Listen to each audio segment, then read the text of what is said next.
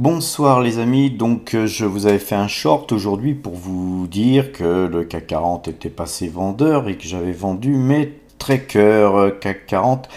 Donc voilà les trackers CAC 40 qui ont été vendus sur un PEA, on a vendu 60, exécutés à 73,84 €. Nous les avions achetés 6 jours plus tôt à 73,089 €. Nous avons donc gagné 1% en une semaine, hein. 1% toutes les semaines, ça fait quand même 4% par mois.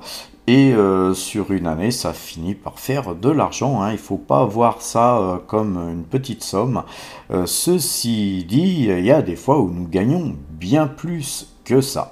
Alors les amis, nous avons aussi vendu 35 autres trackers CAC 40 toujours, exécutés cette fois-ci à 73,79 €. Et donc l'ensemble de tous ces trackers est ainsi reporté sur le tableau ci-après.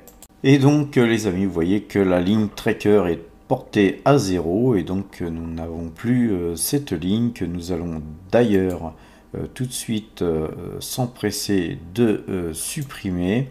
C'est une ligne qui reviendra, hein, bien sûr, et globalement nous avons nos espèces qui ont augmenté d'autant puisque nous sommes à 7,42% en espèces avec 59 977 € en espèces prêtes à faire feu sur des signaux d'achat.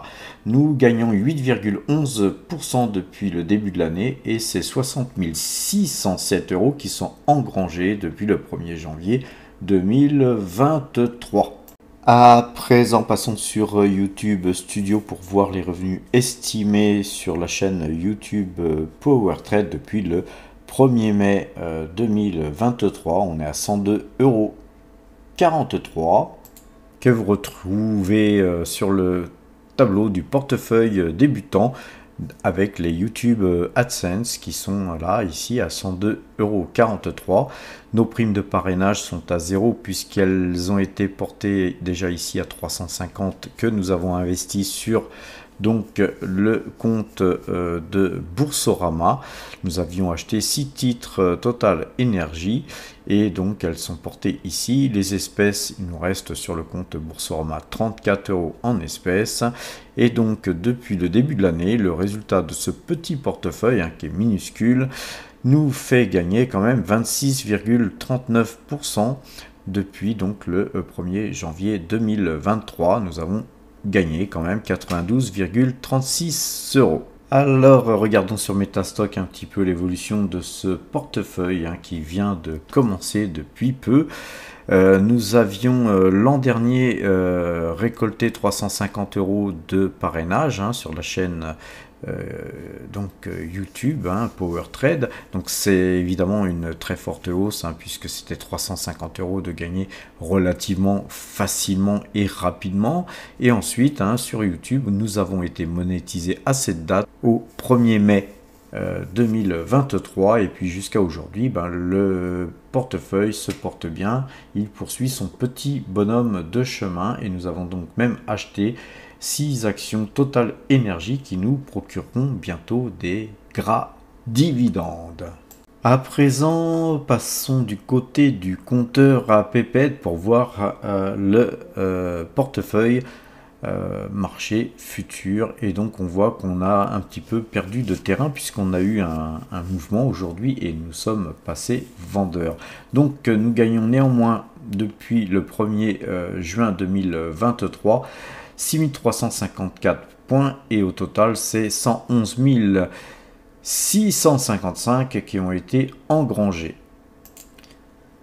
Alors sur le CAC 40, sur le trade en cours de ce matin, nous gagnons 30 points et sur le trade qui a été clôturé donc ce matin aussi, puisque nous avons coupé et tourné, nous gagnons 121 points. C'est 2501 points qui sont gagnés depuis le 1er juin 2022 avec 39 trades gagnants pour 36 trades perdants. Nous avons aussi coupé sur le DAX, alors un petit peu dommage, hein, puisqu'on a coupé et puis ensuite le DAX a remonté et en fait on était très proche du point de coupe, donc nous avons coupé, en tout cas et tourné. Néanmoins, nous avons 241 points d'engrangés sur le trade précédent et par contre nous perdons 67 points sur le trade en cours. C'est 3209 points qui sont engrangés depuis que nous traitons cet indice, avec 23 trades gagnants pour 22 trades perdants. Le S&P 500, quant à lui, n'est pas clôturé, il reste acheteur et c'est 101 points qui sont gagnés depuis que nous avons initialisé ce trade et 622 points qui sont gagnés depuis que nous traitons cet indice, avec 20 trades gagnants pour 17 trades perdants. Le Brent, quant à lui, la moyenne 2 jours, 12 jours est toujours acheteuse, donc nous sommes toujours à l'achat sur le Brent. Et nous gagnons 3,90 pips sur ce Brent. Et depuis que nous traitons cet indice, c'est 21,53 pips qui sont engrangés, avec 15 trades gagnants pour 8 trades perdants.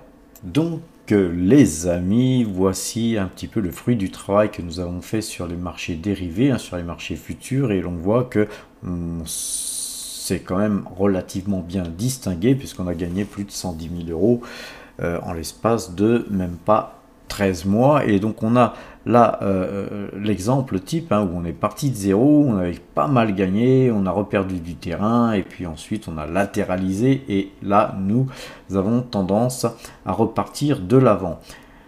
Soyez prudents car rappelez-vous, quand on a des périodes comme ça de baisse, effectivement quand on travaille à 25 euros le point par exemple sur le DAX, ça fait très mal. Donc c'est pas parce qu'on a des bons signaux qu'il faut se surexposer. Soyez prudents, je ne le répéterai jamais assez. Analysons à présent le CAC 40 à l'aide de Metastock et regardons un petit peu à quel point le CAC 40 repasserait acheteur suivant nos algorithmes. Alors là, le CAC 40 est passé vendeur aujourd'hui et on a vraiment une bougie qui est une bougie de décrochage. Nous avons un gap et puis une belle bougie rouge qui ne demande qu'à continuer à plomber et aller plus bas, jusqu'où on verra. En tout cas, nos algorithmes repasseraient donc acheteur demain à 7362 points. Si ces points étaient touchés, nous ne nous poserions pas de questions, ça serait tout simplement un faux signal, et bien nous en tiendrions compte et nous tournerions notre position à l'achat. Concernant le DAX, nous n'avons pas tout à fait la même configuration car nous n'avons pas gapé et tout au long de la journée le DAX n'a eu que de cesse de remonter, donc on sera beaucoup plus prudent sur le DAX que sur le CAC 40. Rappelez-vous, je vous l'ai dit, on était beaucoup plus proche de la bande Bollinger sur le DAX que du CAC 40, donc nous avons eu un excès à la baisse ici et visiblement un excès à la hausse ici, donc le marché a besoin de se rééquilibrer. On verra demain ce que fera le DAX, mais néanmoins il repasserait acheteur si 16 108 points étaient touchés demain. Pour terminer sur le S&P 500, comme vous le voyez, il est toujours acheteur. Cette flèche qui s'est illuminée en vert n'a pas démérité puisque nous avons un très bon signal sur le S&P 500. Néanmoins, il repasserait vendeur si 4494 points étaient touchés demain. Voilà les amis, je pense vous avoir tout dit. N'oubliez pas de me faire un petit pouce bleu, de vous abonner et de partager. Nous allons à partir de cette semaine regarder un petit peu plus les monnaies. Je vous ai fait une vidéo juste avant celle-là sur justement comment on appréhende l'euro-yen, et bientôt je vous ferai des vidéos sur l'euro-dollar et c'est quelque chose qu'on traitera. Et donc l'euro-dollar, c'est quelque chose que nous allons bientôt traiter sur les marchés futurs, et pour apprendre à les traiter, je vous montrerai un système tout simple que vous pourrez d'ailleurs travailler sans forcément regarder mes vidéos tous les jours, car pour traiter l'euro-dollar, nous n'utilisons pas d'algorithme, nous avons un système tout simple que je vous ferai découvrir très prochainement. Voilà, donc je vous souhaite une bonne fin de soirée, portez-vous bien et à demain!